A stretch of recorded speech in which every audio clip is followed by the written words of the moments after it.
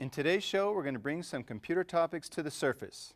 If you're a little bit confused, that's all right. Pull up a chair and welcome to another edition of Computer Train. It's time for Computer Train, the weekly TV program that trains you how to use your computer. With your host, El Paso Community College faculty member Russ Myers. As I alluded to, what we're going to be looking at today is specifically two-in-ones. And the one I'm going to be demonstrating is the Microsoft Surface. I particularly happen to have the Pro 3. The first thing to understand about two-in-ones is, what is the two-in-one? Well, a two-in-one is a laptop, so it has the capabilities of a laptop, and then it also has the capabilities of a tablet. On previous shows, when I had discussed how to purchase a new computer or purchase a laptop, one of the things that I discussed that I needed was I needed a work machine. And tablets didn't really have what I needed. I needed more of a laptop. So what we have now in these two-in-ones is they've melded the two technologies, so you have the capabilities of a full-blown computer in a laptop, but you also can usually disconnect from the keyboard and you have a tablet, maybe if you want to do just surfing the internet, playing games, and issues such as that. So the first thing I want to do is I want to show you some of the characteristics that you might look for if you're looking for a two-in-one. I'm going to be describing and demonstrating Microsoft products, but there are plenty of products out on the market. You just have to kind of go look and feel for yourself and see what you need to for your own personal needs. Okay, so let's take a look at this table that I put together. One of the first things that you might want to look at is the weight of the device. That is the great thing about these smaller laptops, is they hardly weigh anything. Okay, so the three that I happen to have on the screen are the Microsoft Book, the Microsoft Surface Pro 4, and the Microsoft Surface Pro 3. You can see various weights. The Book is a little bit more powerful machine. It's in a little bit more than 3 pounds. The Surface Pro 4 is at about 1.7, and the Surface Pro 3 is at 1.8. When you're doing research, you do have to go down to specifics, as I mentioned in previous show when we were looking at laptops in general. Because the Microsoft Book, the keyboard is a little bit different than the others. And the other thing to keep in mind is that the weights that I have here, that's just for the tablet or the screen. It does not include the keyboard. And of course, the keyboard doesn't add a lot of weight to it, but it will be a little bit more than what is shown on the screen. Okay, so that's the first thing. What's the size and how much does it weigh? Second thing is, depending on what you're going to be doing with the computer, there are different screen sizes. Some of them very small, not much bigger maybe than a smartphone. Some of them a little bit larger. So if you're thinking perhaps of watching movies or something like that, you might think of a larger screen. Okay, the Book is at 13.5. The Surface Pro 4 and 3, they're around 12 inches. Okay, the other thing, and this is really going to start applying to the price.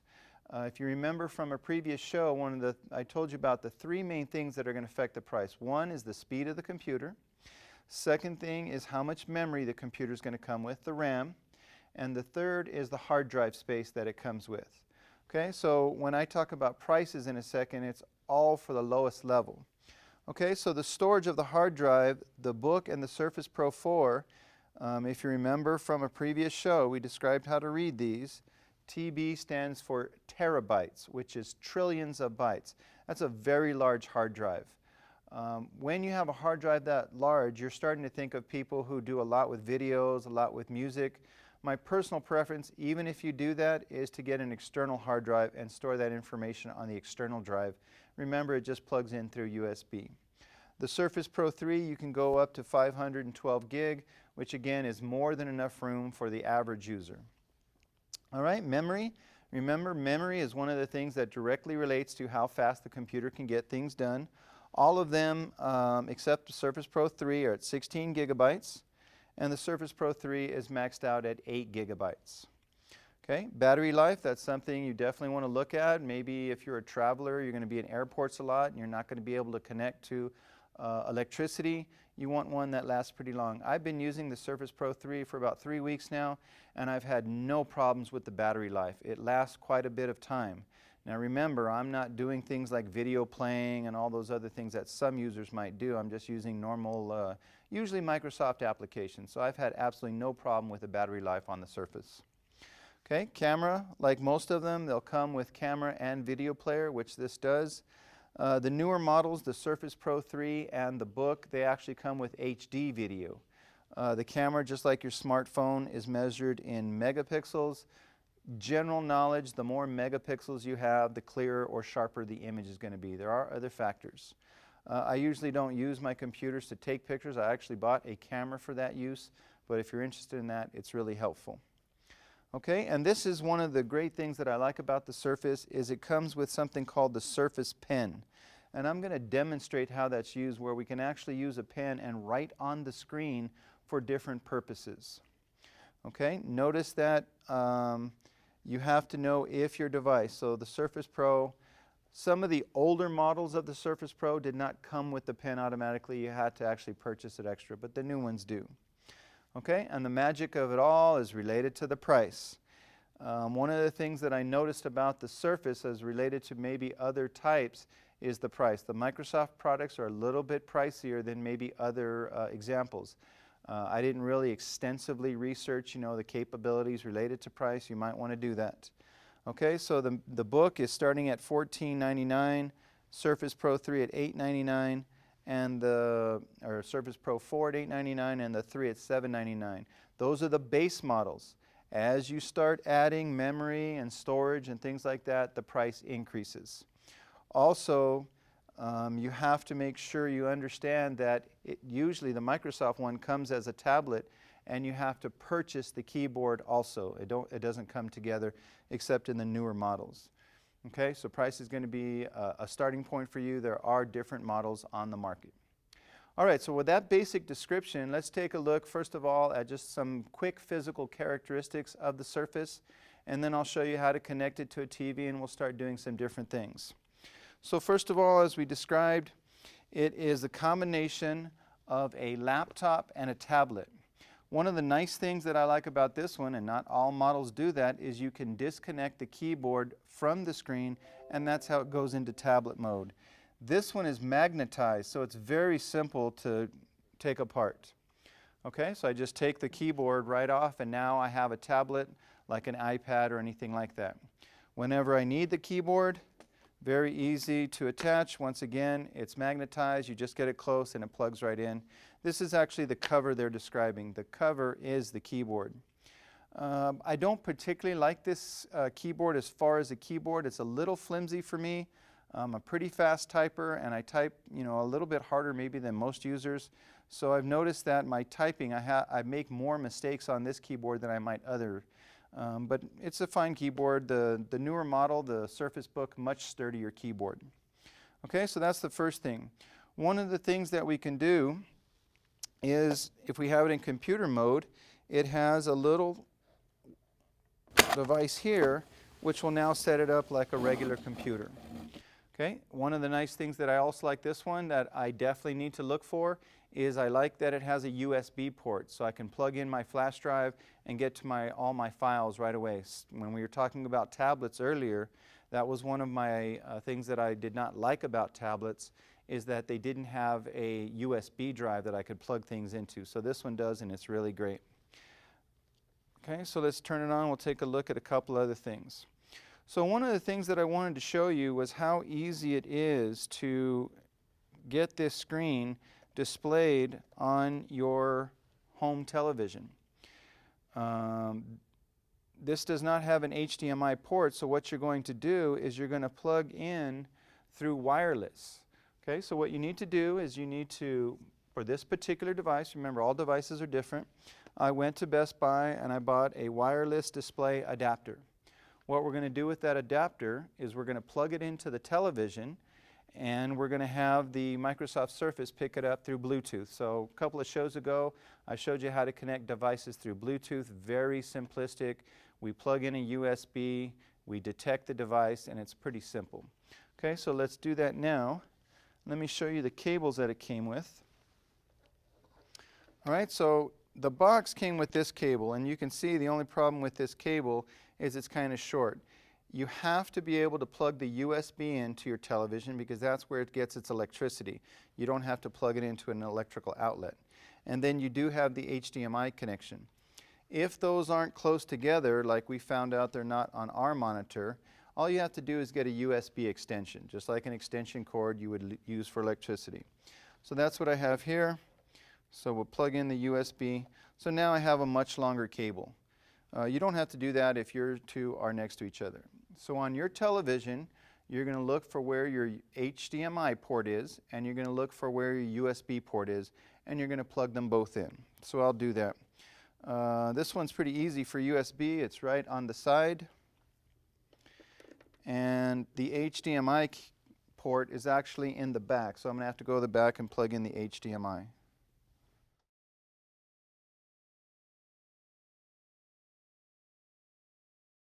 Okay. Now the next thing we need to do, just like you would do at probably if you have a DVD player or if you have stereo, you have to change the source of the picture. You could get it from your cable, you can get it from your DVD player, you can get it from different devices. So we need to change the source. The other thing that we need to do is we need to tell the Surface that there is a display adapter available. So I'll do that also. And remember, that's just turning on the Bluetooth. And we'll change the source. Okay, so what's nice about that is not only this demonstration that I'm about to do, but if you play something on your laptop or your 2-in-1, you can see it on the screen. So a lot of people play movies. I actually have a free edition of Netflix where I can't get the newest stuff, but I can see old programs or things that I want to see, and I can view it on my television through my Surface. And once again, it's Bluetooth, and we did a show on Bluetooth. It's very easy to connect Bluetooth devices. Okay, so I want to show you here is the other thing that I like about this 2-in-1 specifically, and I would highly recommend you get one like this, is with touch screen. Especially when I'm surfing the internet, instead of fooling around with the finger pad, or if I have a mouse connected, I can just scroll right on the screen. Okay, so if I were at the internet, let me go to the college's webpage, and if I was looking for something, I wouldn't have to worry about scrolling. Okay, so you can see if I'm looking for something, I don't have to worry about the finger pad. I can touch the screen and scroll all over the place. That's particularly helpful. I am connected to a lot of newspapers or magazines, and so when I'm reading a magazine or an article, I can use my finger to scroll as I read, and I don't have to worry about the mouse. So if you buy a new one, that's definitely worth the price, is to get a touch screen. The other thing that I had alluded to before in previous versions of Office is the new version of Office is suited for touchscreen, but you had to change a particular button. So let me start Microsoft Word and show you that. Okay, so on your QAT, we had talked about this button before, but we hadn't used it. Okay, so this is the button that is going to change the spacing between all of these commands. So when I'm using the touch screen, instead of saying mouse, I move it to touch. I can still use my mouse to do it if I want, but now the buttons are a little bit bigger and they're a little bit spaced, so I can touch them and it won't get confused with commands. Okay, very nice to do that, so I can press touch there. All right, the other thing, let's talk about this Surface Pen that I had alluded to earlier. Okay, once again, there's different varieties of the Surface Pen. One of the things you have to understand that I thought was kind of a bummer is that there are specific pens for the specific device. So you can't use a Surface Pro 2 pen with the Surface Pro 3. You have to get the specific pen for this model. Okay, this model has a couple of buttons on it. That helps us with pop-up menus. We can also write with it in specific applications that I'll show you. And it's specifically related to a program called OneNote. And I have talked about that on previous shows when we were discussing, are there any applications where I can keep notes, like maybe grocery notes or lists. So I'm going to show you a little bit about OneNote. And as I get more experience with it, we're actually going to do a show on OneNote. The more I become familiar with it, the more and more I'm liking it. And I'm going to like it even more because it's specifically associated with the Surface Pen. Okay, so let me show you one thing about the Surface Pen. If my Surface is off, okay, and all of a sudden maybe I'm lounging around and I'm trying to brainstorm ideas for computer train. So one of the things I can do, instead of going and searching for a notepad and all those kinds of things, I can just grab my Surface Pen and I can click it. Okay, so I click it on the end just like it was a regular pen, and you'll see the only thing that I did not like about that feature, it does start OneNote, but it starts the OneNote app side. There's actually full-blown Microsoft Office OneNote, and then there is an app OneNote, and it starts the app side. And in the new version of the Surface Pro, you cannot switch. It automatically goes to that one, and that can't be changed. I didn't like that. The other thing that I found out that I didn't like is when you click the pen, it does start OneNote, but it doesn't really turn on the computer. So if I had to go and do something else, I still have to go through the login process and get into my computer. So it's kind of rudimentary, but for what you needed just to write some notes, it's pretty handy. The other thing is when I have notes, I can go from this mode to a variety of modes. So now I want to write, and I don't want to write like that. So I can just flip this down, flip this over, and now I can write. And one of the things that we were discussing about the screen, it's specifically related to sense the pen. So if it senses the pen, you can actually rest your palm on there and write, and it won't detect your palm, which is pretty cool technology. I read an article about it that I won't get into, but it's pretty cool technology. Okay, so we can write a simple note. I'm thinking about some things. I'll say, tell wife about meeting this afternoon. Just remind myself to do something, and then set tea time for this afternoon. And you can see it's just like I'm writing on paper. Okay, so whenever I have some thoughts and I need to write some things down, I don't have to go search for paper. I can write it directly on my OneNote. The other advantage, which I'll show you in future shows when we specifically talk about OneNote, is this OneNote is actually saved to my Microsoft account. So any device that I go to with OneNote, so that includes my smartphone. So if I made a list right now here of groceries, I don't have to lug my Surface to the grocery store.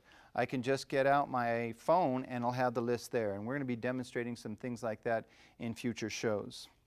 Okay, so let me show you another example is how I might use it in my classes. So let's say I have the students do some kind of formula. Okay, by the way, while I'm at it, notice that it has its own keyboard. So when you are in the tablet mode and you don't have the keyboard connected, it has its own full-blown keyboard, which is kind of nice. I'll show you another thing about that in a second. So we need to start a formula in Excel, which is the equal sign. And I'm just going to maybe select some cells.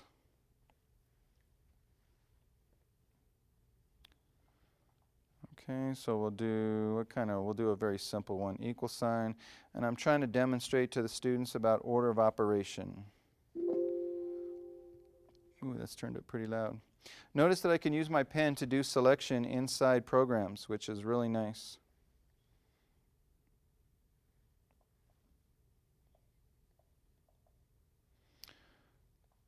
Okay, so what I'm demonstrating to them is I want them to make sure that they understand when they're building formulas that order of operation principles that they learned in 4th and 5th grade are going to affect them in Excel formulas. So what I want to do is I want to basically capture what I'm doing and then write a note about it. And the Surface Pen will allow me to do that. I can actually get a print screen of exactly what I want on the screen. It will be sent to OneNote where I can write with my Surface Pen. Very easy to do also. Okay, so what I'm going to do is this time I'm going to double click on my pen. Okay, if you notice the screen, it's going to, in a second, allow me to select a particular portion of the screen. All right, so now I captured that little piece from Microsoft Excel with my pen. I just drew exactly what I wanted the computer to capture. It automatically sends that to my OneNote. Then with my pen, I can write some notes about specifically what I want the students to look at in this particular example. And then the other advantage is I can save that as a PDF that I can then send out to my classes. And it's really helpful for my online classes because they never are in front of me hearing my demonstration. Okay, so I can turn it into a pen. I can tell them, pay attention to the parentheses. And specifically because that relates to the order of operation. Completely changes the calculation if they forget that. Okay, and then I could save that as a PDF file, and then I can attach that PDF file to emails. So I can write specific things that I'm thinking about when I'm trying to really get a specific part of a bigger concept across to the students. So in Excel, if I have my pen, I can hold that second button down and I can click, and it would be like right-clicking my mouse. If you recall, when you right-click the right mouse button on a mouse, you get a pop-up menu. And in that pop-up menu, I can continue to use my pen to make selections. So I've started to notice that when I'm using the pen, I actually have it, in my hand all the time unless I'm doing some extensive typing, because it is very useful as I do things without a mouse or the keypad, even in place of my fingers. Very, very useful. So I'm not sure which two-in-ones out there have some type of pen technology. Probably the more expensive models, but as a professor here at community college, it's really come in handy when I'm trying to do a lot of different things, especially related to student teaching.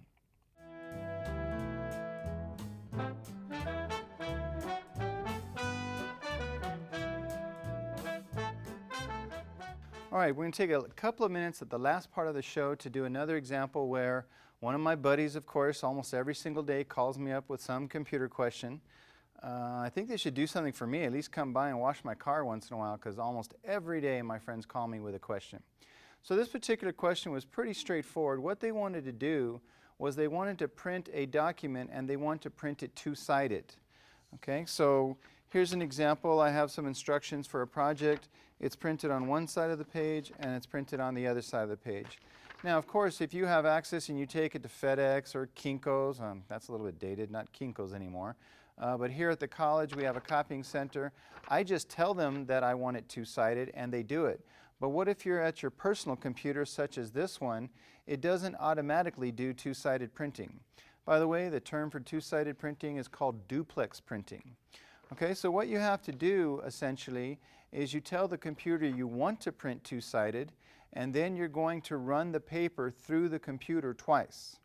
Okay, so I'm going to print this document. All right, so my example here is Microsoft Word, and I'm going to go to the print menu, so whichever program you're using.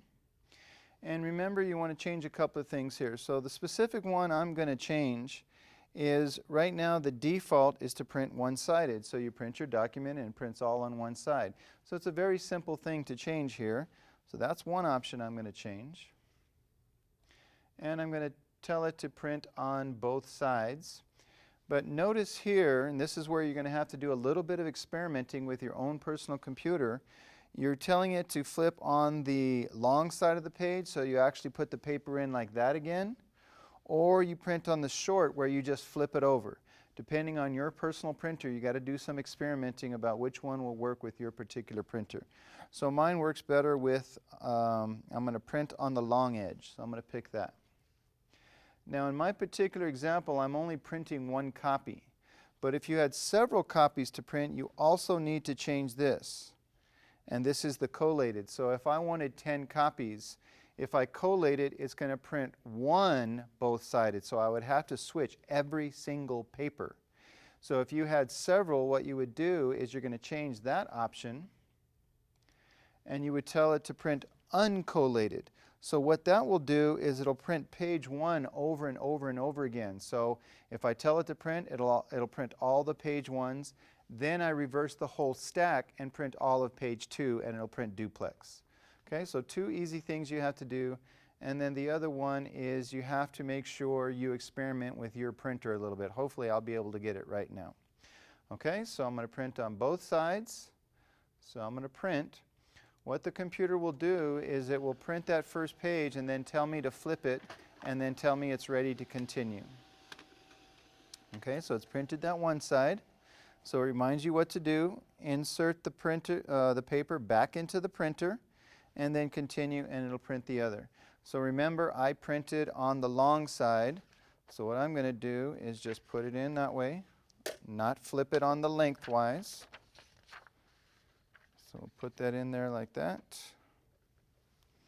And then continue. And it'll print the second page on the other side.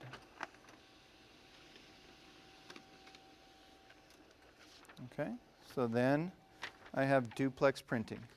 And I would have done the same thing if I had several pages. Just make sure you do the uncollated, print all of page 1, then flip it over and print all of page 2, and you can do your own duplexing quite easily. All right, I hope you enjoyed this issue of Computer Train.